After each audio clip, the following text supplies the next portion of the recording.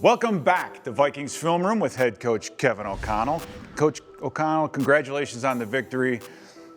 But winning on the road has to have a little sweetness to it, doesn't it? It really does. And there's, Pete, you know this, there's nothing better than an NFL victory locker room, especially on the road when you circumstances of our team, and we just really wanted to just continue to chase improvement, do some of the little things a little bit better, and find a way to win a football game and see where that can take us from a momentum standpoint. But nothing beats going in that locker room, throwing out some game balls, hugging the guys, seeing the smiles on their faces. Now we go back to work and try to make it all happen again. That's right. On the road, me against the world mentality.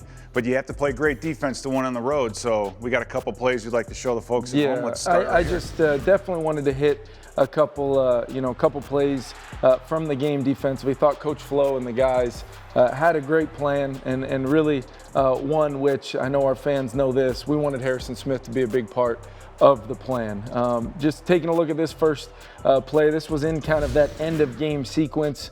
We kind of forced them into a long yardage situation by a previous sack where we get them on the ground. They throw the football away, and then we end up here with Harrison Smith like he was a lot of the day coming off the edge. So just first and foremost, I wanted to show that because he was not free off the edge right there. You clearly see him, there's a left tackle, potentially trying to block him. But how about the move? And if we re-rack it, just see this thing from a standpoint of, there we are. We've got the look. Everybody's up there. Are we bringing an all-out pressure or not? But just watch the way Harrison is able to dip that shoulder, bend like a, Dwight Freeney on the edge, rip around and get that sack.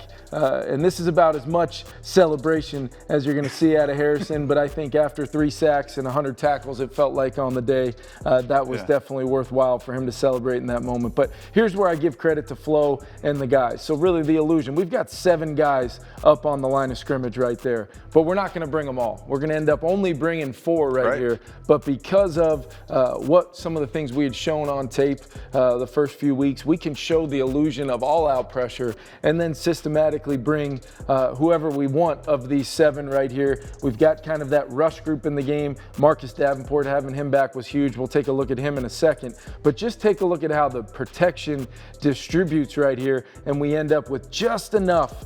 Really, when you watch that left guard and that left tackle right there, just watch just the subtle little indecision as they have to protect from potentially allowing these 3 guys to go before they would ever be able to handle Harrison off the edge. Well, what we do is we end up dropping out a couple of those interiors. They try to panic to get back out, and they're just 1 click slow, and there's Harrison bending the edge, making the play right there. Huge play to put the game away. And what's great is how Danielle Hunter doesn't come underneath right away. He comes right at the tackle, and the tackles, you can see he's looking at him and then goes, uh-oh, I got to get outside. And there's a reason why 99's right there, because we want that tackle and guard thinking we got to worry about a guy with 5 sacks who's going to be a problem. Speaking of being a problem, Marcus Davenport was a problem all day, as was DJ Wanham. Huge touchdown. We didn't have the time in the segment to show his entire fumble return for a touchdown, but I'm sure our fans remember that one. But I really want to highlight Marcus because, we brought him here to be a disruption, to pair him with DJ and Danielle. We get him in these rush groups. You see right here, we essentially have 4 outside backers in the game with Pat Jones. This is kind of a rush grouping. We feel like we can win some individual matchups. But first and foremost, we've got Marcus and DJ highlighted right here. But there's Danielle Hunter over there. And why is that important? Because you're essentially going to see them sliding their right side of the line with the center included that way. And when that happens, that's going to essentially isolate 2 one-on-ones on the backside with DJ and Marcus. But in this case, Marcus had kind of won on some bull rushes. He'd won on some speed rushes. Now you're going to see him winning with the spin move inside, working one-on-one on the guard. And when that happens, I studied Bryce a lot coming out. He's a hard guy to get to the ground. That's why DJ finishing the rush right here. And what you're also going to see is 99 on this one, eventually winning versus the double team to show up and help finish this. I talked to the team the night before the game. I visualized, I told them, a scenario where 0, 98, and 99 were finishing at the quarterback. That's exactly what happened right here. Huge play in the game. Great to have Marcus back. No escape route for the quarterback. No, He had nowhere to go. That was contain, awesome. Yet apply pressure. It's not always easy to do. Want to take a look on the offensive side. You know, we had the big play to Justin in the third quarter as time winded down right there, which was huge. Great job by Kirk getting the offsides and using that free play to score a touchdown. But this was our first offensive touchdown of the day. One of the reasons why you love getting the run game going so much is what it does to defenses, especially on the edge, and how we can use the movement game of the quarterback to kind of get going. And as we take a look at this, I do want to start out, we're basically going to essentially run a keeper right here, where Josh Oliver is going to start down and come back out. KJ Osborne's going to be going to the corner, and then we bring Justin to the party as well as we try to get Kirk faking and then bootlegging out. But what I thought was the critical part of this play, Pete, is I just want fans to take a look at TJ Hawkinson. Catches a lot of balls, huge threat for us, but watch the job he does as this linebacker is going to try to time this up on a run pressure to hit the backfield right now. TJ is essentially going to have to get a pin on this player to allow Kirk to get around that and become an attacker with the ball up on the edge. And watch how this thing plays out. Just beautiful. Straining by TJ right there, getting Kirk on the edge. And now at this point, we really have 4 potential threats when you look at obviously Josh Oliver. They did a good job playing him out to the flat, knowing that he's in there to block. They did not fall asleep on him. KJ's pretty covered on the backside. JJ's pretty covered right there.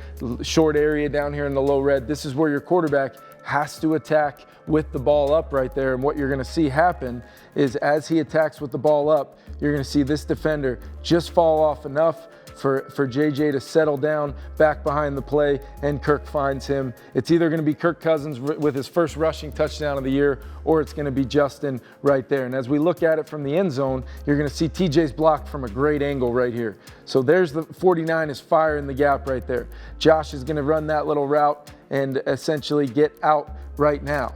All right, but TJ, I can't say enough about from on the line of scrimmage. He cannot move pre-snap to get that pin block right there and allow Kirk to get out on the edge. Just enough right there to get him out clean on the edge. Now we can attack with the ball up, and you're gonna see, bang, right there, Justin slowing down, kind of calling for the ball on that back hip right there. This is just these guys playing together for a long time. And what a cool touchdown for Justin, because what you're going to see here is you're going to see that's Mr. and Mrs. Jefferson right there, mom and dad right there. Awesome. He eventually, of course, after he got the gritty in, he eventually went to celebrate with them. Couldn't be more excited. And it was a big play in the game. We needed, after driving the ball, we wanted to start fast, drive the ball all the way down there, score, have that taken off the board from a penalty, and then 2 plays later, they're going 100 yards for a touchdown. That is the equivalent of getting knocked down in the first round of a title fight and having to get back up and find a way to throw enough punches and haymakers